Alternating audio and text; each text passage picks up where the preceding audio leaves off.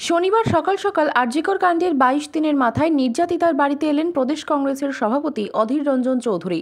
সকাল 11:30টা নাগাদ পানিহাটিতে নির্যাতিতার বাড়িতে দলীয় কর্মীদের নিয়ে দেখা করতে যান তিনি। ছিলেন উত্তর ২৪ পরগনা জেলার কংগ্রেসের সভাপতি তাপস মজুমদার সহ বেশ কয়েকজন কর্মী। প্রায় ঘণ্টাখানেক নির্যাতিতার মা বাবার সঙ্গে কথা বলার পর বাড়ি থেকে বেরিয়ে সাংবাদিকদের মুখোমুখি হয়ে তিনি বাংলার মুখ্যমন্ত্রীকে কটাক্ষ করেন। গোটা বিচার ব্যবস্থাকে নাটক বলে মন্তব্য করেন তিনি। তার কথায় বিল আনার কথা বলে বাংলার মানুষের কাছে ধোঁকা দেওয়ার আরও একটি নতুন করে অস্ত্র পেয়ে গেল মুখ্যমন্ত্রী।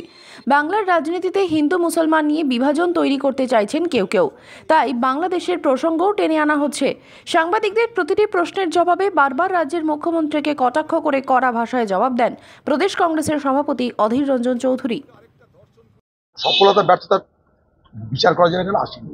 প্রথম কথা হচ্ছে বাংলার মুখ্যমন্ত্রী এই বাড়িতে এসে বলে গেছিল তার বাবা মাকে চিন্তা করে না, দরকার হলে সিবিআই দেবো। তো সেই সিবিআই তদন্ত করছে, অসুবিধা কি আছে?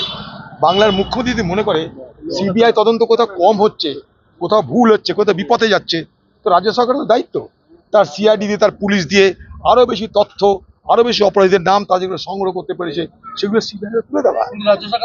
তারা সিবিআই তুলে দিচ্ছে না, কারণ তাতে কোনো বাধা নেই। তারা কোর্টে দিচ্ছে না, কোর্টের তত্ত্বাবধানে তদন্ত হচ্ছে, তারা কোর্টেই বা দিচ্ছে না কেন? বাংলার মানুষকে বিভ্রান্ত করার জন্য বলছে সিবিআই সিবিআই সিবিআই, কিছু করতে পারছে না। এটা নিয়ে রাজনীতি পারে সিবিআই কে টার্গেট করে নিজের দায় দায়িত্ব থেকে মুক্ত হতে চাইছে। সিবিআই এখন মমতা ব্যানার্জির কাছে নিজেরকে রক্ষা করার একটা হাতিয়ারে রূপান্তরিত হচ্ছে।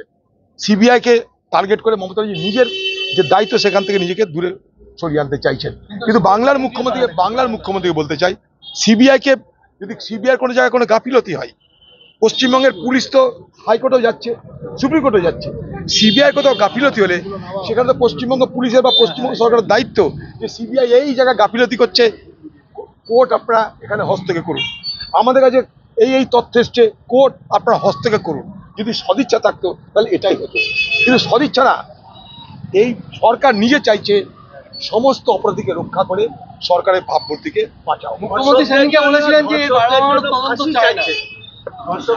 এগুলো বহু উত্তর দিয়ে দিয়েছি আমরা। এটা আরেকটা নাটক। ফাঁসির তো আইনে আছেই, ফাঁসির ব্যবস্থা আইনে আছে। সেই আইন বলে নির্ভয়া কাণ্ডের যারা অপরাধী তাদের 4 জনের ফাঁসি হয়েছে।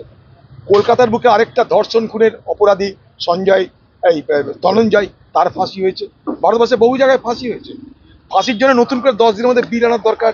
হঠাৎ করে মুখ্যমন্ত্রী এই জন্য চেগে উঠলো, বাংলার মানুষের কাছে আরেকটা ধোঁকা দেওয়ার অস্ত্র পেয়ে গেল। দেখো আমি কত কড়া, আমি ফাঁসির বিল আনছি, পার্লামেন্টে দেখো কোনো ফাঁসির বিল পাস হলো না, আমার তো কিছু করার নাই। কিন্তু প্রশ্ন হচ্ছে এটা, ভারতবর্ষে যে আইন ব্যবস্থা আছে তাতে ফাঁসির ব্যবস্থা খুব ভালোভাবে দেওয়া আছে, কিন্তু কথা হচ্ছে ফাঁসি দিতে গেলে আপনাদের প্রমাণ দরকার। দিদি সে প্রমাণটা দেবে না, কিন্তু ফাঁসির আওয়াজ তুলবে। মনে করুন একটা মুরগির ডিম হওয়ার আগে তার মুরগি দরকার, তবে তো ডিম হবে। দিদি বলছে না, আমার কিছু দরকার নাই, আমি এমনি ডিম পাড়ি দেবো। মুখ্যমন্ত্রী 28 তারিখে সবাই বললেন যে বাবা মাকে ইঙ্গিত করে বললেন যে এরা তদন্ত চায় না, এবং বাবা মা আরেকটা মিথ্যাবাদী, বাংলার মুখ্যমন্ত্রী মিথ্যাবাদী। এখানে যে তিনি বলে গেছেন আমি আপনাদের টাকা দেবো, সিবিআই তদন্ত করে দেবো, এখানে যে বলে গেছেন সিবিআই তদন্ত করলে অসুবিধা নাই, আমি দেখছি আর টাকাও দিব আপনাদেরকে। মুখ্যমন্ত্রীর গলায় বারবার শোনা যাচ্ছে বাংলাদেশ প্রসঙ্গ, যে বাংলাদেশ প্রসঙ্গ উঠে আসছে, এটা কি মুখ্যমন্ত্রী ভয় পাচ্ছে যে ওরকম একটা গণ অভ্যুত্থান হতে পারে? মুখ্যমন্ত্রী বাংলাদেশের কথা এই জন্যই বলছে, এই বাংলার রাজনীতিতে তিনি একটা বিভাজন তৈরি করতে চাইছেন হিন্দু মুসলমানের। তাকে বাঁচতে গেলে সাম্প্রদায়িক বিভাজনের রাজনীতি করতে হবে, এই হচ্ছে কথা। কিন্তু তিনি সবকিছু ঘুরিয়ে ফিরিয়ে আজকে পশ্চিমবঙ্গের ধর্ষণ কাণ্ড, তার হত্যাকাণ্ডটাকে ঘুরিয়ে ফিরিয়ে তিনি যেভাবেই হোক নিয়ে যাবেন। এটা টিএমসি ভার্সেস বিজেপির গন্ডগোল। সেখানটায় বাংলার এই ধর্ষণ, এই খুনের কোনো তত্ত্ব সেখানে থাকবে না। তিনি চাইছেন বাংলার আজকের অবস্থাটাকে বিজেপি ভার্সেস টিএমসি করতে।